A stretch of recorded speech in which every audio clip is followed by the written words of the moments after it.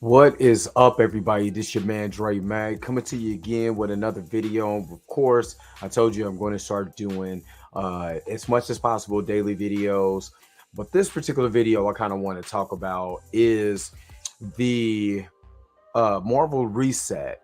I'm looking for Marvel to do a complete reset of everything after phase 5 or after Secret Wars. And this particular video is actually going to pitch some ideas and the reason why that everything needs to be reset after phase 5. But or after Secret, I keep saying phase 5, but after Secret Wars. But the real question is, Are you ready?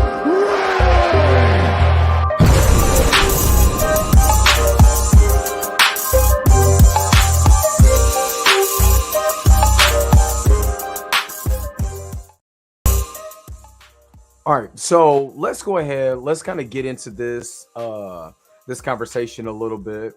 And again, the reason why I wanted to get into this conversation about Marvel's reset after Secret Wars because there's been a lot of complaints, especially when it's coming to Phase 4.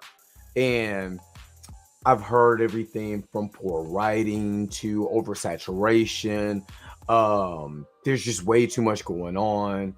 And I kind of wanted to talk about that, from a perspective of I do believe that it is a lot going on with phase 4, and a lot of it just it did not work. Is let me just put it up to you like this, and I'm gonna keep it real with you. If this is your first time, you know what I'm saying. Make sure you like, share, and subscribe to this channel. Make sure that you hit the bell notification so you never miss one of my videos because I'm live right now on YouTube. Shout out to the Facebook people also because I'm live on Facebook too. But so let's break this down real quick. And I forgot to put my brand up here. Let's get into this because I'm about to, I'm probably gonna make a couple people mad when I talk about this, but phase 4 was so up and down. I did a video about how wild phase 4 was. It was up and it was down. It was good story here, bad story here. I don't know what you're doing here. Why would you introduce this character and he doesn't look right? Why would you kill off a character? And I believe that especially with Bob Chapek being back, MCU just needs to go ahead and do a reset. It used to be almost like an event when you watch an MCU movie. You know, I remember watching Ant-Man. I remember, shout out to all my fellas, that's down in St. Louis. You know what I'm saying? My man Mad Hatter, CJ, Sika, Dre, Jay. You know who y'all are. The homegirl Jasmine. Y'all know who you know who the fam is. And I remember going down there and me and my man went to go see Ant-Man. And I never forget. I think this was Ant-Man and the Wasp. But I never forget, at the end of that, spoiler if you ain't seen a 5-year-old movie, when Thanos did the snap and Janet and all them were gone, and it was like, oh man, now we're anticipating this long stretch before we get to Endgame because we were already in Infinity. Was it Infinity War already out? I believe so. Yeah. So there was like this waiting game, and I think that was the anticipation. It was actually like being part being part of something that was cool, being a part of the cool kids, you know what I mean? We get to witness the birth of this long story, and it seems like now it's not a major event when it comes to these particular stories. Hold on. Oh, okay. I was wondering what game was playing in the background. But it's not like it's a major event with the MCU now, and it just seems like now it is. Let's just the MCU is so high. Let's put this out. Let's put this out. Let's do this. Let's do that. Let's put this here. Let's put that there, and there's no room to breathe when we start talking about these shows and these movies. So one thing, I think I was watching the Cosmic Wonder, and he was talking about, there's some insiders that's talking about that a lot of investors were not happy with with the direction that Marvel was going to. And I believe that that's a big thing. You know what I'm saying? When you have the investors in Marvel like, yo, you know what I'm saying? This ain't going the way that, we thought it was going to go, or you had this formula that you were doing that everybody wanted to copy, and now it's like you're just throwing out stuff. And let me just get to this, because you know it took me a minute to actually start making videos after I watched Wakanda Forever. And the reason why is because it was so disappointing, so incredibly disappointing. And the reason why it's disappointing, because they use the real life tragedy that happened with Chadwick Boseman, and they put it into their fictional movie when they didn't have to. And people was like, "Oh well, y'all just mad. You just mad because Shuri is Black Panther." No, I'm not, because for one, I actually read the comics, and let me just show you the newest um comic that I just got in, or whatever. This right here, Fantastic Four number 52. Number 52. This is a reprint. The same. I wish I had the money to get this in a pristine condition.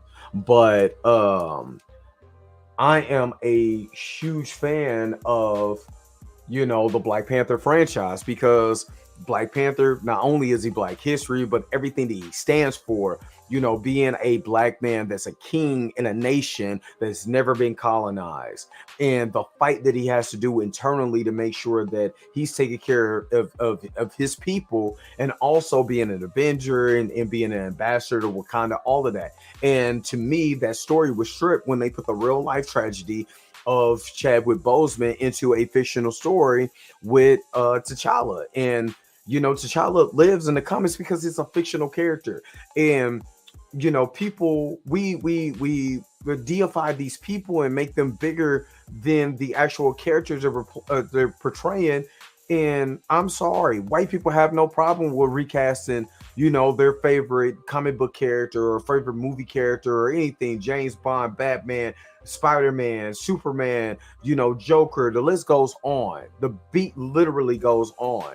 You know what I mean? So when you have that type of writing and you have that type of creative decision that makes them, that takes away from the overall arcing part of the story, which the MCU created.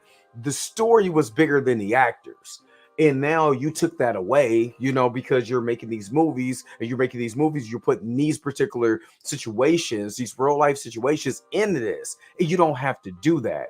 The second thing is Thor Love and Thunder. Thor Love and Thunder could have been a very beautiful story, because in the comics, Jane Foster is dying of cancer and she becomes Thor, you know what I'm saying? And people forget the mythos, if he should, whoever should hold this hammer, you understand, and deemed to be worthy gets the power of Thor. And unfortunately, it goes to a woman. Get over it. Completely get over it. You know what I mean? Thank you, Darth. Love your content, bro. You need to make more. You know what you're talking about. Daily videos coming, bro. Daily videos. So when you look at Thor, the character of Thor has never been a silly character. It's almost like you're taking a character. Let me tell you this: you're taking a serious character like Batman and just making him skip Frank Miller's run and all these other guys run. Let's get them right back to the Adam West 1960s run. People are going to reject that. So when they seen Thor Love and Thunder, yes, they're going to reject that, because that's not the character. You made him way entirely too silly, for the point where you can't even take this guy seriously, because look, you made him too silly. You know what I mean? So you got more people rolling your eyes at this character. I talked about this with T'Challa, and I'm glad he put up the recast of T'Challa. Recast a real T'Challa. You know what I mean? Recast a real T'Challa. The reason why the character of T'Challa is so important, because he is serious. He is a tactician. He actually knows how to maneuver, in a way where it's effective, and he's taking care of everybody around him. Reginald Hunley, Christopher Priest, Ta-Nehisi Coates, all these particular writers, you know what I'm saying? They wrote these characters to be bigger than even the actors. No matter who the actor is, is still T'Challa. Even though Michael Keaton was actually technically Adam West was my first Batman because that was the syndication. But as far as live action Batman, Michael Keaton was the first Batman that I knew. If Batman was completely silly, which they did, look how it turned out. Val Kilmer and George Clooney's Batman is not looked on fondly because it took the character and try to sell a product. And that's what we got to get rid of. We got to stop selling the product and tell the story. The story makes me want to buy the product, not the actual just because you're making a movie, I got to go buy the product. No, if your movie sucks, I'm not buying jack. That's the thing. And you said Marvel doesn't know how to portray kings and princesses correctly. They either kill them off or make them fatherless, which is stupid. And again, I'm glad you brought that up. Creative decisions in Marvel is the reason why Secret Wars need to happen, because they got to reset this whole entire thing. And if you don't know, about Secret Wars, especially I have both Secret Wars. I have the 1980s version of Secret Wars and I have the 2000s version of Secret Wars. And in the 2000 Secret Wars, T'Challa is a big, big, big, big factor into that story. You don't have Miles Morales to come into the from the Ultimate Universe into the regular 616 main universe without the incursions, without T'Challa, without Reed Richards. You know what I'm saying? The Council of Thors. I mean, just let's keep it real. But you need T'Challa in that story. But you took T'Challa completely out of it. Now the story from the comic book reader does not make sense. And as much as I don't really know Eric July like that. I've seen a couple of videos. Of course, I made a video about it on my channel with him and the Cosmic Sands creator was going at it. Eric July said something that I actually understand. He was talking about how you wasted Lord, now my mind is going. Not the Century. Jesus Christ. Now my mind is gone. It was just he's going to be in Guardians of the Galaxy 3. Adam Warlock. Okay. He was talking about Adam Warlock because I just had a brain fart. And he did say something that was important. Adam Warlock came to fame during the Infinity Saga. The Infinity Saga in Marvel Comics is Infinity Gauntlet, Infinity War, and Infinity Crusade, and all the subsequent comics that went in between that. But when you're introducing without a Thanos, without the Infinity Stones, because they're reduced to ash, and now you're just bringing them into this movie instead of having them come in and Guardians of the Galaxy 2, and come in, in even though we know that story, and I know these are loose of that adaptations, don't take so far away from the story where when you introduce a character, it makes no sense. So he said something that was quite true.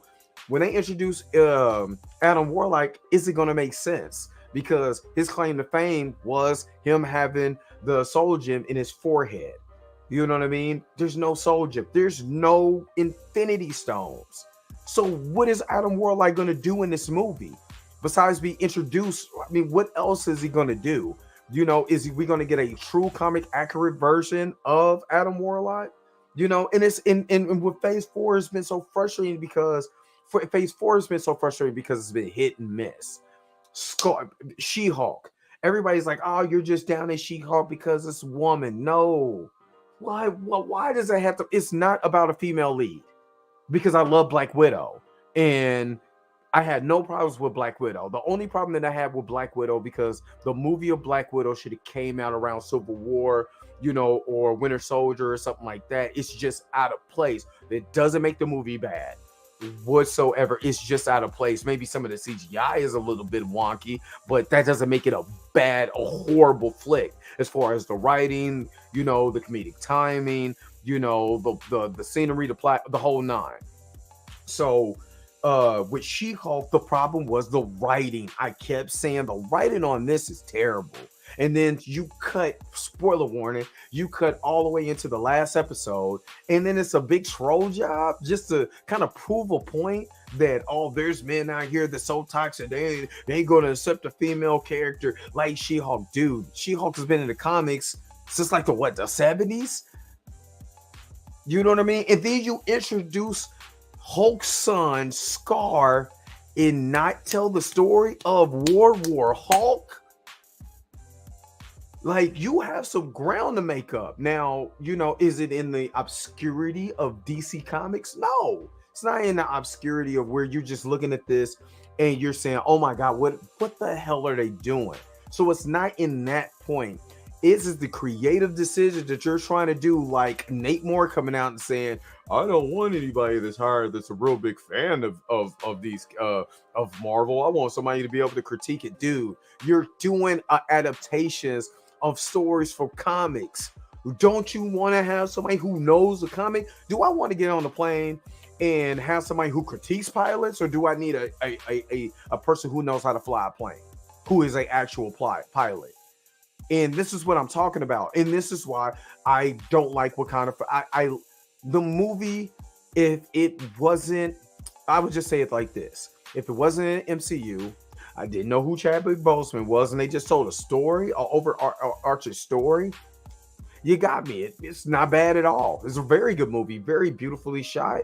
You know what I'm saying? Some good, strong acting from a lot of the characters. In the story, great protagonist, even though it's a rinse and repeat of Killmonger. You know what I'm saying? Hispanic Killmonger, basically. You know what I mean? But you got some potential to grow. But yet you chose to do the fatherless child. You chose to do that. And then you wonder why we're not really jiving with this, because you had this man who's supposed to be, when it comes to T'Challa, the way Jack Kirby wrote, came up with this character along with Stan Lee.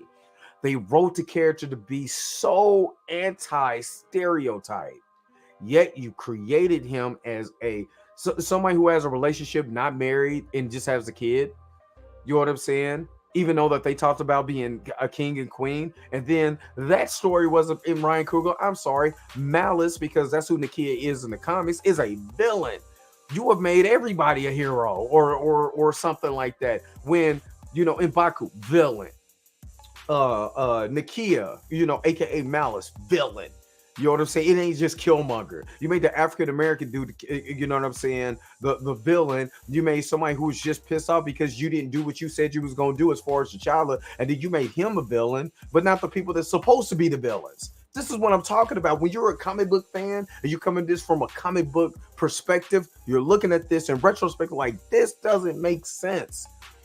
This conflict doesn't make sense, because you went from the conflict between the tribes, that stood with Killmonger and didn't stand with Killmonger, and you didn't flesh out the rest of that story. Now, how is that supposed to go forward? Y'all just really skip past that. Oh yeah, we had a civil war here. Everything is hunky dory. No, there's got to be aftermath. There got to be repercussions of that. But no, you wanted to tell a story about how you wanted to put a real life situation into a movie and tell that story instead of telling the overarching story that you created. This is the reason why people have problems right now, and just like Thor. Thor went from Ragnarok, it went from Infinity, in the Infinity War and Endgame, and then you made him like totally goofy.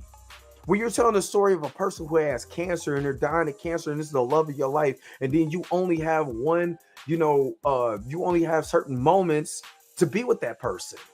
But no, you rather tell a story about how goofy he could be because he's hurting and he don't know how to internalize his hurt in a healthy way. So you just made him just all out silly without actually telling us why he's doing this. It made him totally against his character. Thor is a badass in the comics. This dude was a Herald of Galactus, but you got him over here doing Jean-Claude Van Damme kicks. You got She-Hulk, which is one of the greatest, like, as far as fourth wall breaking characters, Deadpool, She-Hulk. She-Hulk did it first, you know what I'm saying, as far as Marvel Comics, but these two characters can be great, but when you write it like trash, what do you think you get? You're trying to make a troll job out of it instead of telling a story, and then you bringing people in and it has nothing to do with the overarching story. And then we gotta wait week by week 9 weeks for 30-minute shows that have nothing to do with nothing. This is why I said, Miss Marvel is an example of a good story. Now, the clandestine thing was kind of weird, and I believe that they'll tell that story, because in the Marvels.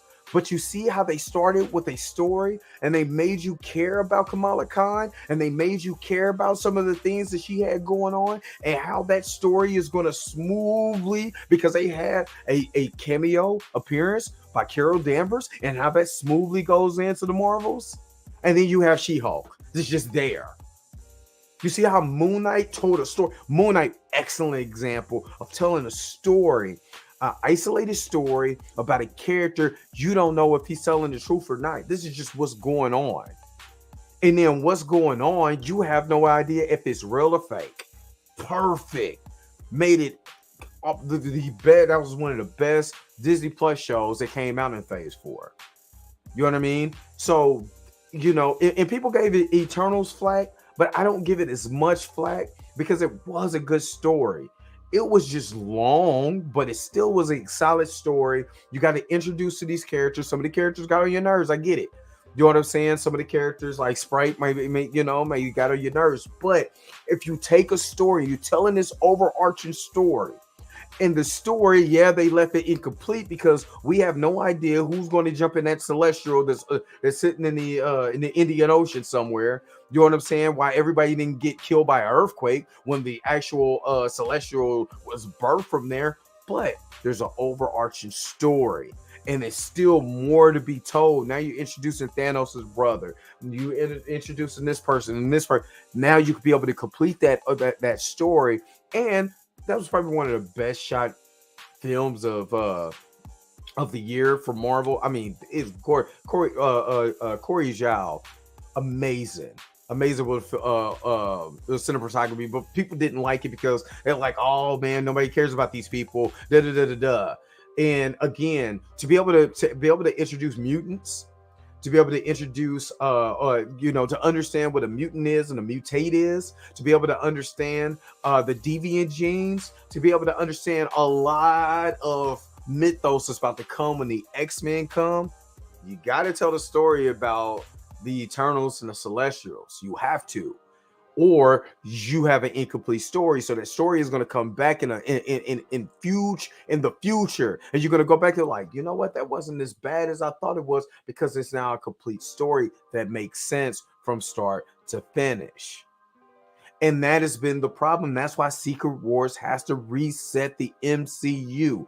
With James Gunn at the helm of DC, I'm guaranteeing you, with him being the co-CEO, man, I'm trying to tell you, James Gunn knows what he's doing. That's why I trust him with the Guardians of the Galaxy franchise. That's why it's going to suck, for him, for this being his last, film in Guardians of the Galaxy.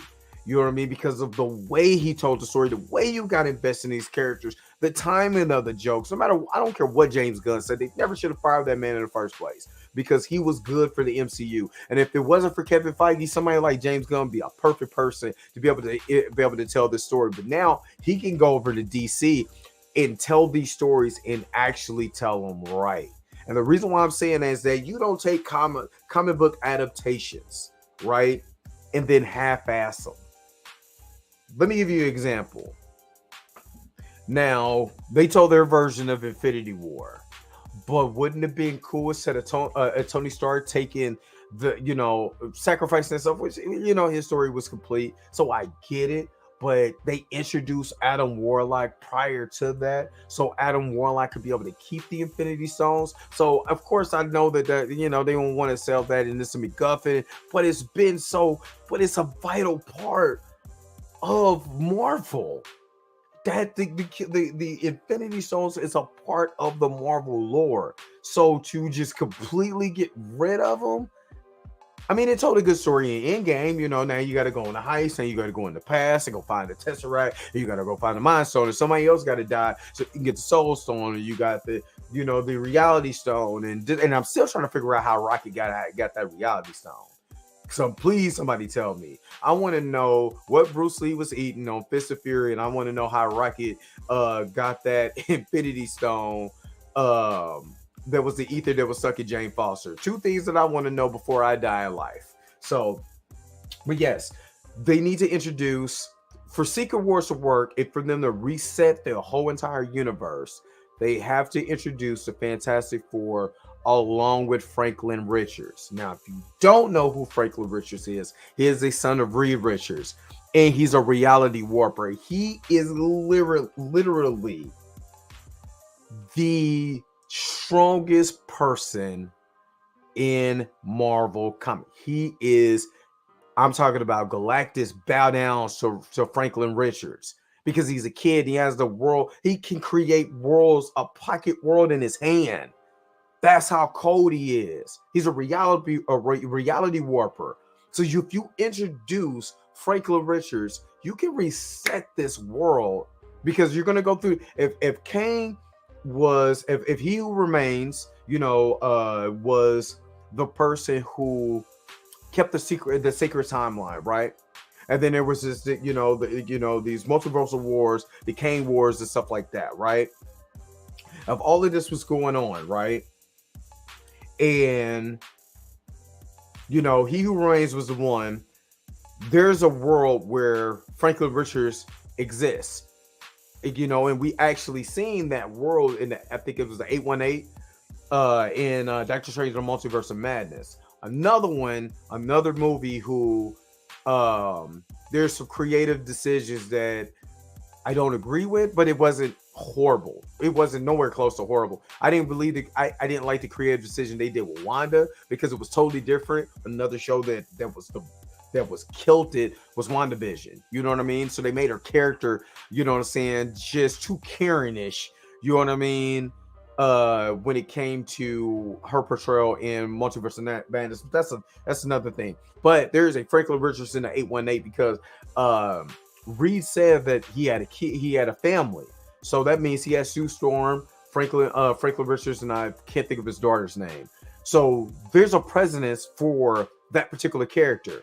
You got to have him reset the whole entire in Battle World, the two worlds are colliding. Have Franklin Richards reset the world with a snap of his finger. Reset this.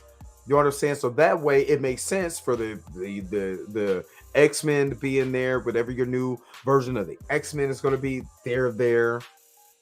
Whoever characters you want to bring in, they're there because he reset the world. Now you can reset that world with a real T'Challa hashtag. Recast the real T'Challa, recast T'Challa. You know what I mean? It doesn't take away from anything what Chadwick Boseman did, and you can restart this all over again, and you can be able to tell the stories right. It's simple. It's simplicity. It's simplicity, but they're trying. I don't know. It's like you get to a point where, you don't know what they're doing, and you come in, and I'm an MCU fan, but hold up. Besides the Transform, let me tell you, and I keep telling people this, as far as me, I grew up as an MCU fan because Spider-Man is Amazing Friends used to come on in syndication. You know what I mean? Growing up, Spider-Man animated series, X-Men animated series, all these particular things that came out. So when I'm looking at these, see what I'm saying? Like I literally, I pay my money to go and buy this stuff. You know what I'm saying? And read this stuff. Like some stuff I'm just not gonna take out the plastic because they're too old and I don't want to damage it. You know what I mean? But when it comes to the MCU, I'm a fan. Hell, my Transformers came from the MCU. Where they were part of Marvel Comics back in the day. And it'd be awesome. Wouldn't it be awesome to see, Optimus Prime and Spider-Man together? You know what I mean? If if Hasbro gave the rights back to Marvel to create their comics, but Hasbro wouldn't be able to do movies in an MCU because they have to share with the MCU, and Hasbro ain't gonna do that. They're about making their money and they're about selling merch. So I'm not mad at them, but I'm just saying, you can reset the world. It doesn't take anything away from what's already been established in the MCU. You have these characters that can be able to now thrive. You could bring in Miles Morales. Like that's why I love the Secret Wars when they brought in Miles Morales because he was a very popular character because he was from the Ultimate Universe where his Spider-Man died. and he became the Spider-Man of that universe, and they plucked him out of that universe and put him in the main Marvel universe. In other characters, you know what I'm saying? There was a Deadpool from 2099. You know what I mean? They reset the world, and I have that comment. We woke up, and this is just a brand new day. You know what I'm saying? He remember everything what happened, but he doesn't remember everything that happened. So it's possible that you could do it. If you could have a talking tree and raccoon, you can reset this universe, start everything over anew. It doesn't take anything away from what's previously done, and now you could go into the mutant saga. You know what I mean? You can go into a mutant saga. Shout out to this is my man Brian Mad Hatter. I just had to shout you out, dog. I had to tell him about how we went to go see Ant-Man and the Wasp or whatever. You know what I mean? And how everybody was like at the end of that, be like, "Damn, Thanos, you had to do him like that, Thanos. You just had to just dust everybody, Thanos." You know what I'm saying? So shout out to my man Mad Hatter. That's my guy, man. You know, shout out to, like I said, shout out to my St. Louis fam. You know what I mean? Most definitely. Shout out to my St. Louis fam. Y'all know who y'all are too. We got to get up. 2023, no pandemic. We getting up next year. So book that. Especially CJ, because I owe him one. I owe him some. So yeah.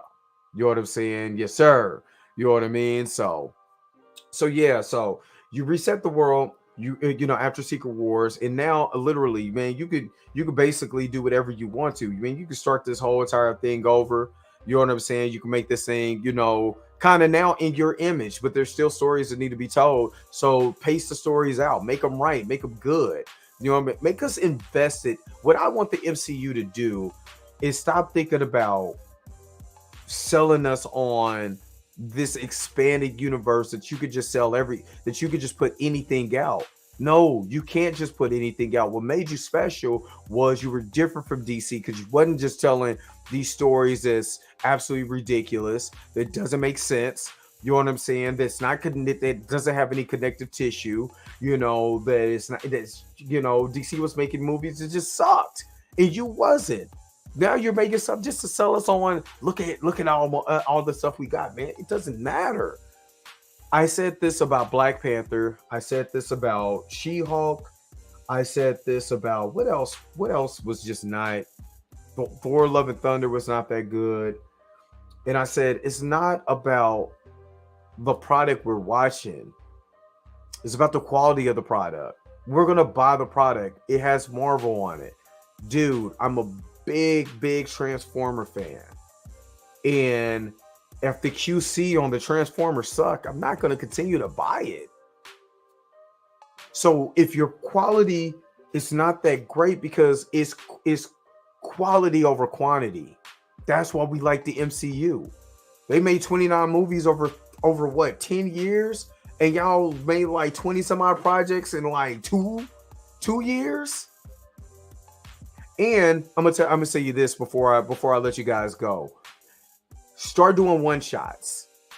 Marvel, I know y'all call it special presentation. Start calling them one shots, like y'all did at the beginning in the first three phases, when y'all did the one shots. The Return of the King or whatever it was, where we found out that Trevor Slattery was just an actor. He wasn't the Mandarin.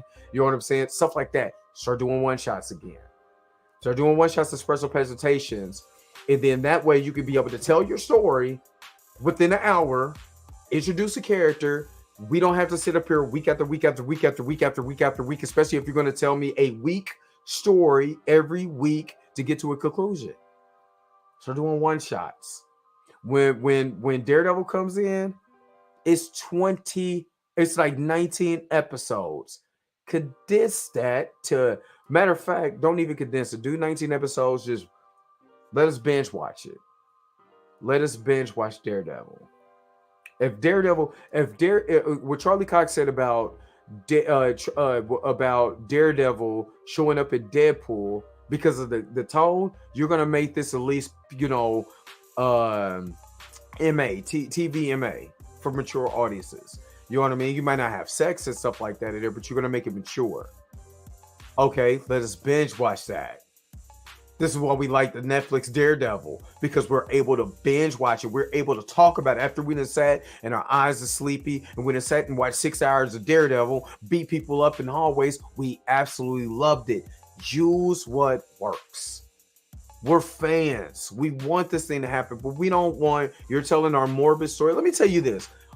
Would you would okay, let me ask anybody this who's watching this and put it in the comment section or whatever. Would you want to watch Fast and the Furious if it opened up with Brian O'Connor getting into a car crash and bursting into flames and dying in a car crash? And then the whole entire movie is just dedicated to him. And the only thing you can think of is, damn, Paul Walker really died in a car crash. Or Tyrese sitting around crying. And then they do that in the movie. And the whole movie is basically dedicated to him, and the story is secondary. And the whole time while you're watching this movie, you're not thinking about The Rock, you're not thinking about Tyrese, you're not thinking about Vin Diesel, you're not thinking about anybody else. You're thinking about Paul Walker because he really died like that. You know how morbid that is? I'm sorry. I'm gonna be on this because that was wrong. And I'm gonna tell y'all something. I know it's gonna go over a lot of people's heads, but I thought about this today. Y'all changed Namor, made him Mexican, and he's coming about the water. Well, y'all should be ashamed of yourself, boy. I should be ashamed of yourself for that one. You made Namor Mexican, but he coming out the water. First thing he coming out the water. Racial stereotype, maybe? I'm just bull, the creative.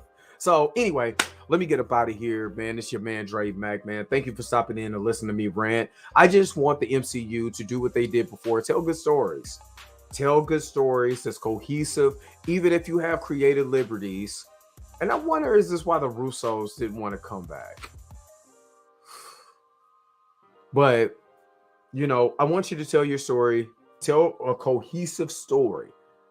When you tell that cohesive story, make sure that it's good, that the quality is good, that it tells an overarching story so we can love these characters. And stop telling me that you don't want to recast, you want to honor, you want to honor somebody's legacy. Oh my God, we're gonna honor this person. We're gonna kill off the first black character in the MCU, the first main character in the MCU. Then you turn around and hire Harrison Ford to play another character that's been around since the beginning of the MCU, but you're not honoring that guy. So you could be able to sell your movie and tell your movie. You're not stopping the Thunderbolts to honor William Hurt, but you took our character. That's what I'm mad about. I'm still mad about. I'm mad about that to the day I die. You took our king. Because the actor died. I have nothing but love and respect for Chadwick Boseman and everything he did, but the character is bigger than the actor. Nobody goes to the movie. No, Batman movie came out. What's the kid's name? From Batman that came out. From Twilight. Everybody hated that signing. Everybody talked about.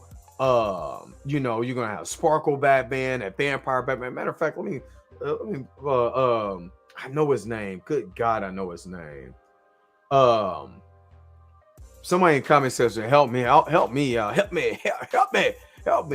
But it was people who talk crazy about what's the kid's name? Godly. Okay, hold on. Robert Pattinson. Why? Yeah, because it was kind of Pattinson. But everybody was like, man, you got the guy from Twilight? Word?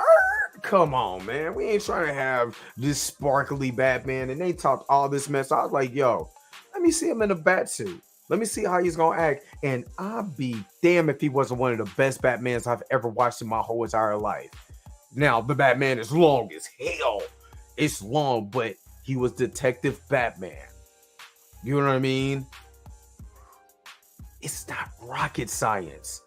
And he was different than the other Batmans. He was different than Val Kilmer and the guy who played Gore. Oh my God, Christian Bale. He was different than Bale's Batman. But my God, was he not great? Was he not a great Batman? And you're telling me you took away the first black superhero that ever came in mainstream media, because y'all felt like the actor was so great that nobody else could take that mantle, and they keep making Batmans. See, that's the problem. They keep taking away your stuff because you keep idolizing it, and then you don't want to continue to support the ones that was created just for you. That's the problem that I have. And y'all sitting there like, oh, well, it's just Chadwick, man. Chadwick was so great. Yes, Chadwick was amazing human being. But I guarantee you, if they want to make another Thurgood movie, they will. I guarantee you, if they want to make another Jackie Robinson movie, they will. I guarantee you, if they want to make another James Brown movie, they will. How many Michael Jackson movies that we done had? And I love the one who played an American Dream, but he passed away from lupus. So did they stop them from making movies? From making it, or from doing this stuff? No. So stop idolizing and holding on to somebody that is just, it's for us. The character was for us, and y'all allowed them to kill him. Because most of y'all are just casual fans and want to be entertained. Y'all don't know the historical history on T'Challa. Y'all don't know the significance as a black man to see a black king sit on that throne, surveying his people and making sure that he is protecting his people.